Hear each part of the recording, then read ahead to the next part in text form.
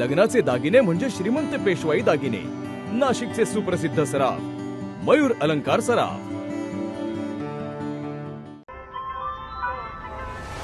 ताज्या बातम्यांसाठी नाशिक न्यूजच्या YouTube चॅनलला सबस्क्राईब करा आणि बेल आयकॉनला प्रेस करा। ओझर नगर परिषद हद्दीतील प्रभाग क्रमांक 10 मध्ये विविध विकास कामांचा शुभारंभ उत्साहात पार पडलाय।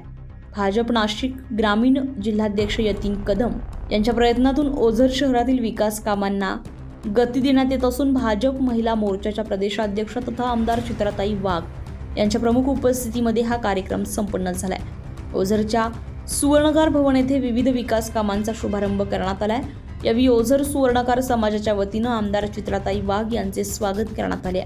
सुवर्णकार समाजाच्या सभामंडपाच्या सुरू असलेल्या कामाची पाहणी केल्यानंतर चित्रा वाघ यांनी सभामंडपासाठी 10 लाख रुपये मंजूर करण्याची घोषणा केली आहे। आज सगळ्यांना सोबत घेऊन जाण्याची जी पक्षाची भूमिका आहे, मला यतीन सार्थ अभिमान आहे की तू आज आमच्या छोट्याशा अशा सुवर्णकारांच्या मागे उभा राहिलास आणि ओझर नगर परिषदेतून आज त्या ठिकाणी एक निधी त्या ठिकाणी उपलब्ध करून दिला। मी मगाशीच परेशजींना विचारलं, परेशजी तुम्हाला काय लागलं तर मला सांगा, मी तुमच्या समाजाची तुमची बहीण आहे, हक्काची बहीण आहे।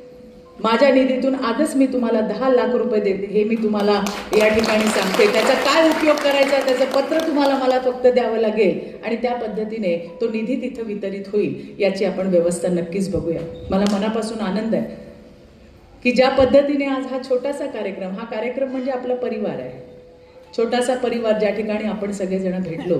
बरेचदा असं होतं, या कार्यक्रमाला भाजपा महिला मोर्चाच्या प्रदेश सरचिटणीस सौ जयश्रीताई अहिरराव, निफाडच्या माजी आमदार मंदाकिनीताई कदम, नाशिक ग्रामीण जिल्हाध्यक्ष यतीन कदम, ओझरच्या नगराध्यक्ष अनिताताई घेगडमल, उपनगराध्यक्ष रुपाली प्रकाश महाले, भाजपा गटनेत्या जान्हवी यतीन कदम, प्रभाग क्रमांक 10च्या नगरसेविका रुपाली आढाव आणि नगरसेवक निलेश चौरे उपस्थित होते।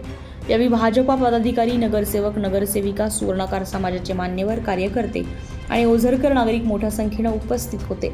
भारतीय जनता पार्टी नाशिक उत्तरचे पदाधिकारी, कार्यकर्ते आणि नागरिकांच्या उपस्थितीमुळे कार्यक्रमाला उत्स्फूर्त प्रतिसाद मिळाला।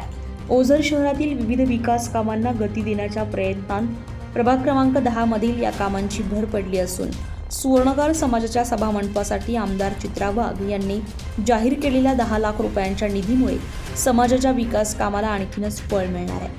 अझर कादरी, नाशिक न्यूज, निफाड, नाशिक। ताज्या बातम्यांसाठी नाशिक न्यूजच्या YouTube चॅनलला सबस्क्राईब करा आणि बेल आयकॉनला प्रेस करा।